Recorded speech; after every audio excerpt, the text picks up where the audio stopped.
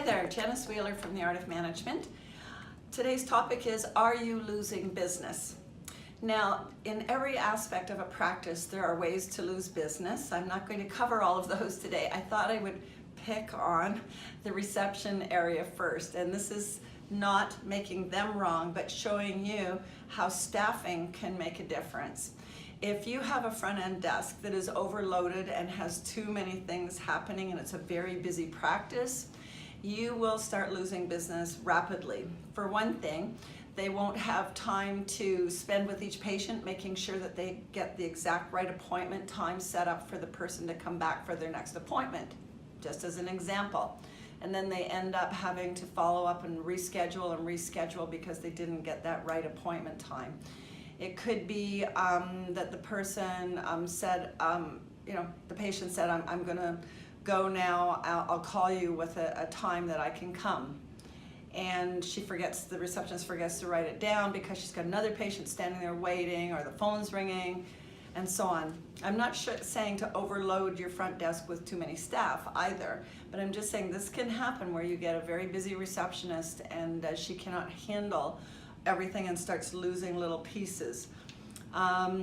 Another one is you get a shopper calling in, hi, how much do you charge for blah, blah, blah, blah, blah, a vaccination of this, of that, a tooth removal, whatever.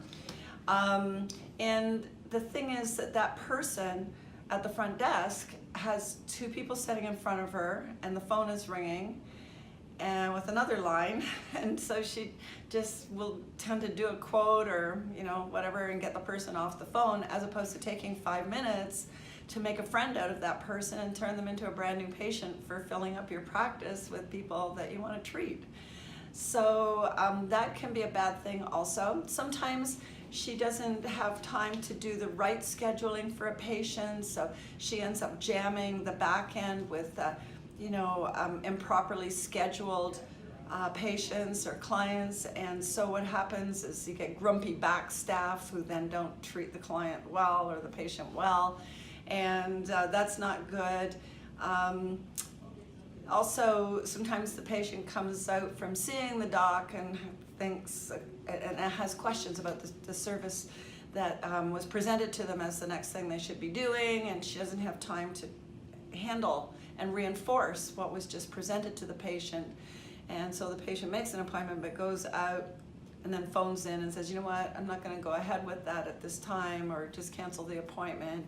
So, because she has her little part in reinforcing the treatment presented as well. So there's a lot of different ways that you can lose business if you don't have the right staffing on the front desk. Sometimes this doesn't mean, this by the way doesn't mean necessarily having 2 staff at all time or 3 or whatever. There's certain times of the day that might be busier, where there's more phone calls or more patients jammed in or something like that. So sometimes it's just a matter of having a part-time staff member for those busy times. We don't want to, make you spend more money on staff than you need to, but you are losing business rapidly that would have paid a salary if you had the right staffing, excuse me, if you had the right staffing and didn't let that front desk get overloaded. So that's today's message. Okay, thanks a lot. See you again. Bye.